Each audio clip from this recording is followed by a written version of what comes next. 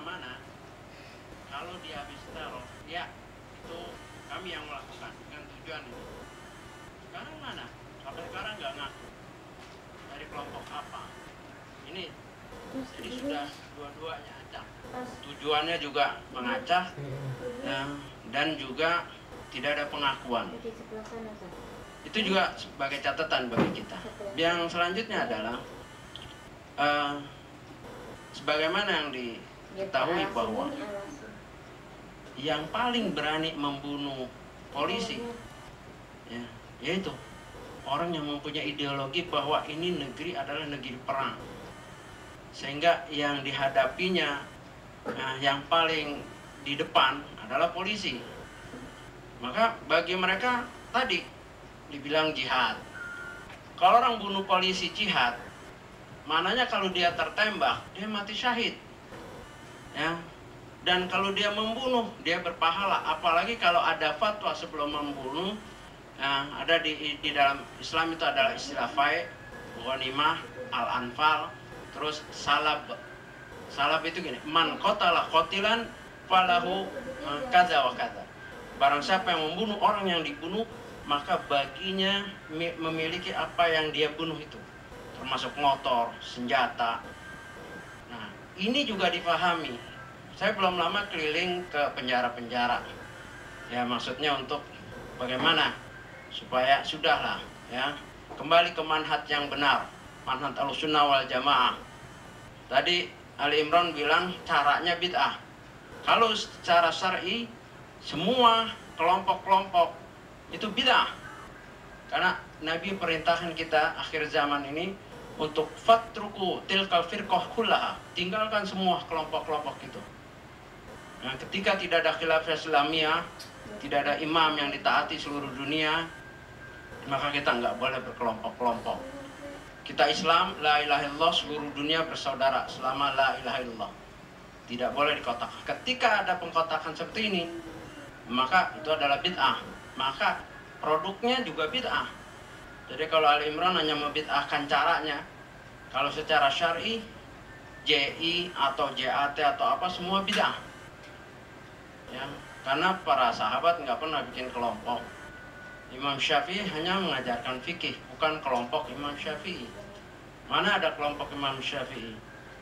Seharusnya lebih patut Imam Syafi'i itu bikin jamaah secara keilmuan, hafal Quran sejak kecil, ya, menguasai hadis, ya, keturunan Nabi dalam segi nasab. Tapi mana ada jamaah Imam Syafi'i atau jamaah apa gitu? Kan nggak ada. Nah, seharusnya kita kembalilah umat Islam ini, ya, tinggalkan itu kelompok-kelompok, sehingga dengan adanya kelompok saling mengklaim paling benar, ya, dan menguasai atau ingin merebut sesuatu dengan apa yang difatwakan oleh kelompok itu. Ya, setingkat Ali Imran itu nggak boleh berfatwa itu bid'ah, itu sunnah, enggak. Masih banyak orang-orang alim di dunia ini, ya, seperti kalau di Jordan itu Syekh Nasrul Albani dan murid-muridnya, ya. Kalau di Arab, di Saudi, di Madinah ada Syekh bin Baz dan murid-muridnya, ya. Di Yaman itu ada Syekh Mukbil dan murid-muridnya. Kenapa kita nggak tanya mereka-mereka yang alim? Jadi setiap pernyataan kita ini tercatat. Ma yalfidu min qaulin illa ladaihi raqibun atidun. Tidak ada statement pernyataan yang begitu saja diucap kecuali dia akan dicatat oleh malaikat yang mencatat.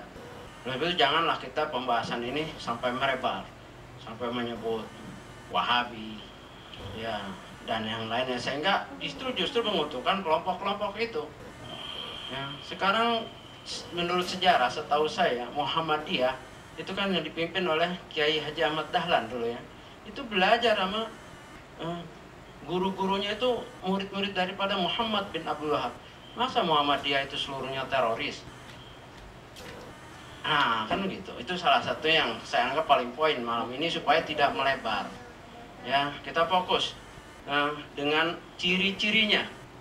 Ciri-cirinya apa? Menganggap ini negeri harb, peperangan, siapapun dia, dan langsung berinteraksi melawan aparat, dan juga menentang ulil amri yang sah, Nah di sini juga nih perbedaan. Kalau Ahlussunnah wal Jamaah menganggap yang ada yang memimpin sekarang ini siapapun dia, kalau udah disepakati ada ulil amri. Karena ayatnya ada atiullah wa atiur rasul wa ulil amri minkum. Bagi kelompok-kelompok tertentu ini bukan ulil amri. Ulil amri mereka adalah ulama-ulama atau tokoh-tokoh mereka. Ini juga cikal bakal pemahaman seperti ini adalah cikal bakal munculnya teroris. Karena mereka nggak perlu taat dengan yang namanya pemimpin sekarang. Seperti kata jihad, secara syar'i jihad itu harus dipimpin oleh imam adilan atau adilun kana au fajir. Imam baik itu adil maupun pelaku dosa, dialah yang memimpin jihad, bukan kelompok-kelompok seseorang, sekelompok. Ini bahaya. Jadi kesimpulannya apa? Pendidikan kita ini tidak menyentuh hal-hal yang dari tingkatan SD, SMP sampai university. Pemahaman ulil amri harus ditekankan. Pemahaman jihad harus ditekankan dengan benar. Ya, bahwa jihad nggak bisa dilakukan oleh kelompok satu orang, dua orang. Saya belum lama dari Ampana, ada di sana, saya nggak perlu sebutkan namanya. Orang masih ditahan, masih melalui hukuman. Saya tanya, kalau kamu keluar apa yang kamu mau buat? Saya akan cari polisi, saya akan bunuh. Masih di penjara udah ngomong begitu. Apa alasannya? Jihad. Nah setelah dialog panjang lebar, akhirnya dia menangis dan insya Allah tobat. Ya, jadi ini perlu kita perhatikan. Wallahu a'lam.